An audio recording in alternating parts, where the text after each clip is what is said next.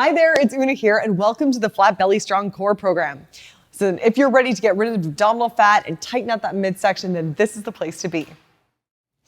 I've been helping ordinary people get incredible fitness results for 16 years.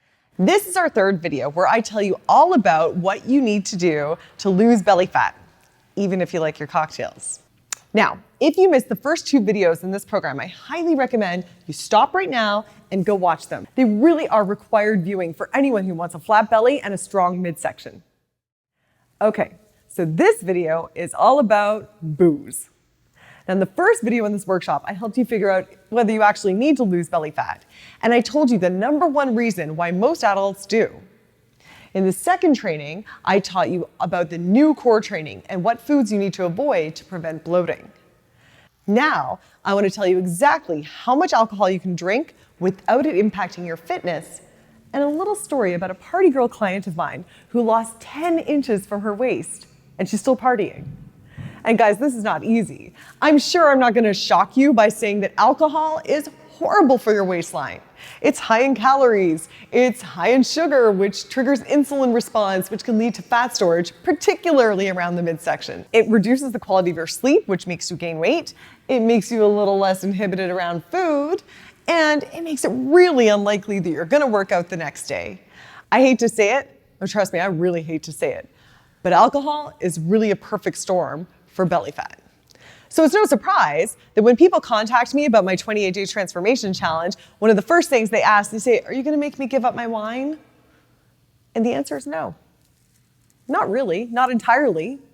Listen, 75% of adults in industrialized nations drink, and certainly most of my clients do. It is hugely woven into the fabric of our society, and it's often an integral part of social and celebratory customs. And for all these reasons, and because I believe in a holistic approach to health and wellness, I don't think that absolute abstinence is always the best policy. But most people are gonna have to drink less if they're gonna see a reduction in the waistline. You might be thinking, oh, she's not talking about me. I'm not a heavy drinker. This is not my issue. Okay, well, let's see what defines a heavy drinker. Let's say you like to unwind with a glass of wine like 3 times a week, okay? So, glass of wine 3 times a week. And I'm talking, these are the guidelines for women, 3 times a week. Then you're considered, and this is by standardized health guidelines, you'd be considered a moderate drinker, okay? Equals moderate. Now let's say you have your 3 glasses of wine. I'm talking about a little 5-ounce glass of wine. I'm not talking about those bowls, right?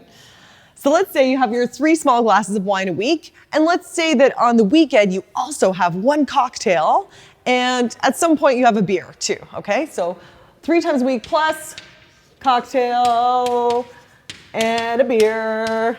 Now you're considered a moderate to heavy drinker. Moderate to heavy. Okay, now let's say you actually have a glass of wine to unwind pretty much every night. And let's say you also have your cocktail and a beer on Friday night. And let's say actually you have 2 cocktails and then you're into heavy drinker. According to standardized guidelines for how much women can drink without getting into the danger territory. Heavy drinker. So, it sneaks up on you, doesn't it? And this is the state that many of my clients are in when they come to me. It kind of snuck up on them. And they're kind of starting to feel it. They're feeling it in their energy and they can see it in their body. So this is what we gotta do. We gotta interrupt habitual patterns. You've gotta practice alternative stress relief mechanisms. And you gotta put clear parameters on your alcohol intake. So this is part of what we do in our 28-day transformation challenge. And I know, that sounds like no fun, right? But it's one of the biggest takeaways of the program, that you can survive without that nightly glass of wine. And when you do, you will immediately see the difference in your body and how you feel. And I know you signed up for this program because you want a flat belly and a strong core. But once you master these things that I've taught you here, the portion control in the first video, the smart core training, discovering the foods that don't feel good for you and reining in your alcohol intake, once you make those shifts in your life, the ripple effect is going to go far beyond your belly. You are going to be more energetic. You're going to be happier. You're going to sleep better. You're going to feel more confident. You're going to be less stressed, and you're going to be so proud of yourself. But don't take it from me. I want you to meet Michelle.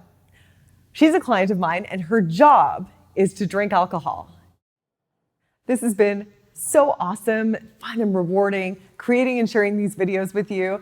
I've received so many emails and comments, and I've read every single one. Thank you so much. I'm so glad that you found this helpful. And listen, if you're interested in taking this to the next step, I will soon be opening registration for my next 28-day transformation challenge.